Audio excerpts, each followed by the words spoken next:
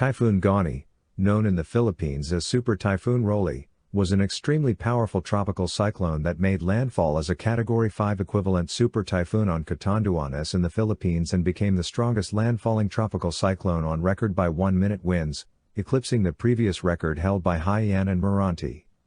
The 19th named storm, 9th typhoon, and second super typhoon of the 2020 Pacific typhoon season, Gani originated as a tropical depression south of Guam on October 26. It was then named as Tropical Storm Gani on October 27. On the next day, Gani explosively intensified over the Philippine Sea, becoming a Category 5 equivalent super typhoon on October 30.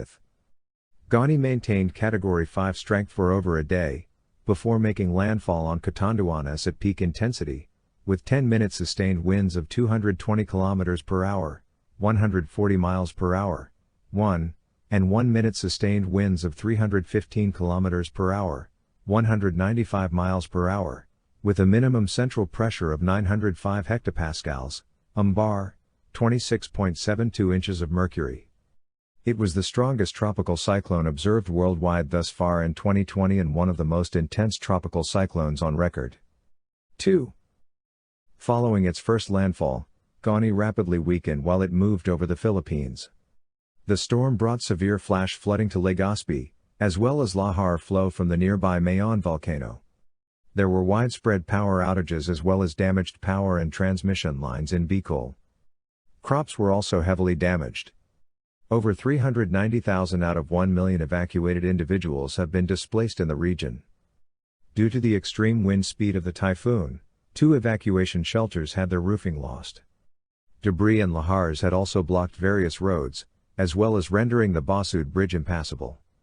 In all, the typhoon killed at least 25 people and caused at least $17.9 billion, $369 million worth of damage. 3. The COVID-19 pandemic has also been a concern for people in evacuation centers. 4. After Gani moved into the West Philippine Sea, it subsequently weakened into a tropical storm. It started to move generally westward towards Vietnam. It eventually reached the country late on November 5 as a tropical depression, bringing heavy rain and gusty winds. International relief from the United Nations as well as several countries followed soon after the typhoon moved away from the Philippines. 5.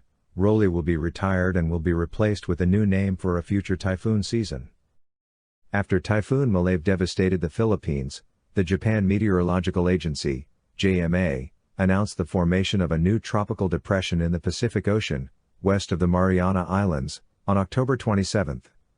6. Given its proximity to the Philippine Area of Responsibility, PAR, along with its westward forecasted track, the Philippine Atmospheric, Geophysical, and Astronomical Services Administration, PAGASA, also began issuing advisories on the newly formed system. 7. By into the next day, the Joint Typhoon Warning Center, JTWC, had also followed and upgraded the system into a tropical depression. 8. The storm had good outflow and structure as it approached the PAR. 9. As the system continued tracking westward under favorable conditions in the Pacific Ocean, the JMA and JTWC upgraded the system into a tropical storm, with the JMA assigning the name Gani to the intensifying system. 10, 11, 12. The PAGASA followed with an upgrade to a severe tropical storm a few hours later. 13. Due to the warm waters surrounding the storm, the system underwent rapid intensification and became a typhoon on October 29. 14-15. On October 29, at 9:30 UTC, Gani entered the PAR and was named Rolly by the PAGASA. 16. Early on the following day, the system was declared a super typhoon by the JTWC a few hours later, the second super typhoon of the season, before further intensifying into the first Category 5 equivalent super typhoon of the season by 6 o'clock UTC on October 30. 17.